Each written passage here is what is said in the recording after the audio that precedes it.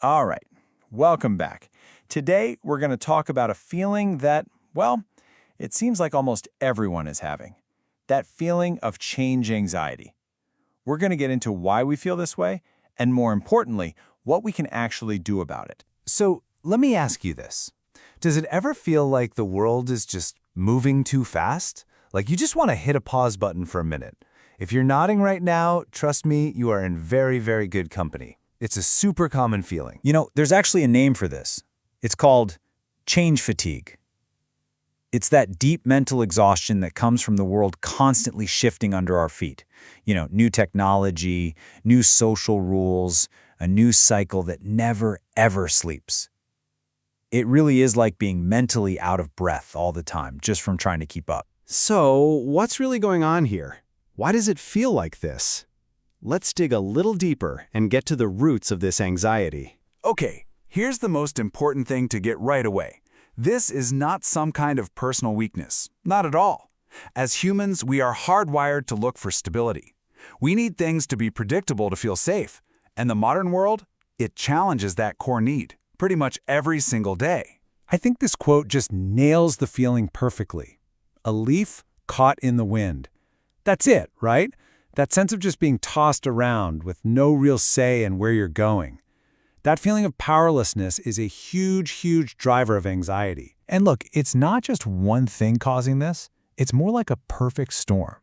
You've got this fire hose of information coming at you from every screen, which naturally creates this deep sense of uncertainty about, well, everything.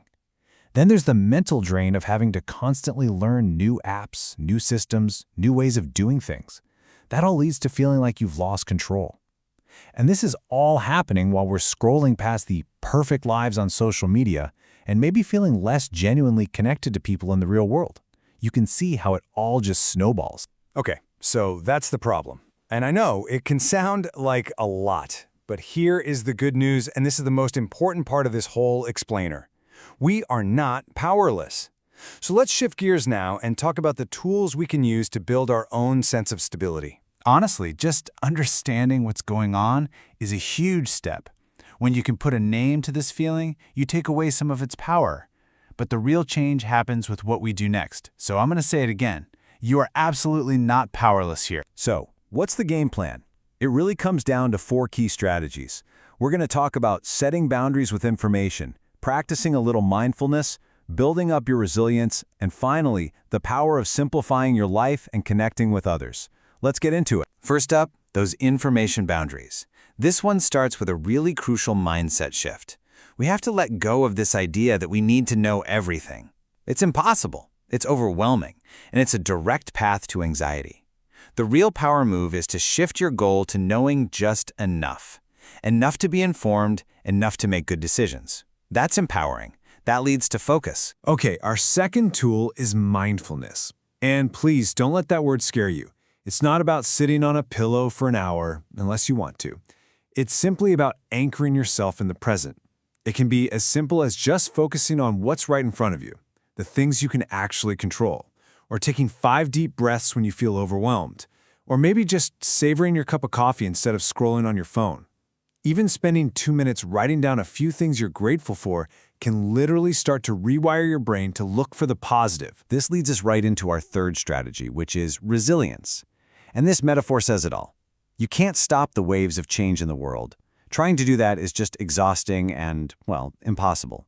The real goal is to build your own anchor, something solid inside of you that holds you steady when the storms hit. So, how do you build that anchor? Well, for one, you can work on having a growth mindset, seeing change not as a threat, but as a chance to learn something new. You can actively go out and learn new skills, which is an amazing confidence booster. But maybe the most important piece is this. Define your core values. Figure out what truly, deeply matters to you.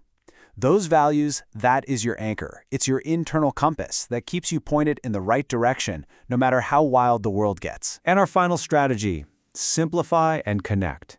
This is all about creating some breathing room in your life. Declutter your desk, sure, but also declutter your calendar and your mind. Take a hard look at your priorities and be a little ruthless about focusing only on what really matters. And then connect. Talk to people. Share how you're feeling. I promise you, Realizing you're not the only one feeling this way is one of the most powerful medicines there is. So after all of that, what's the one big idea to hold on to? What's the main takeaway from all of this? It all boils down to this. Change is a constant. It's not going anywhere. The world is not going to slow down for us, and we have to accept that. But that doesn't mean we're doomed to feel anxious. The real key, the part that we can control, is building our own ability to cope with it. So I want to leave you with a question to take with you. You don't have to overhaul your whole life tomorrow. Just ask yourself this. What is one small thing you can do today, just one, to start building that anchor and to find a little bit of your own calm? Thanks for joining this explainer. We'll see you next time.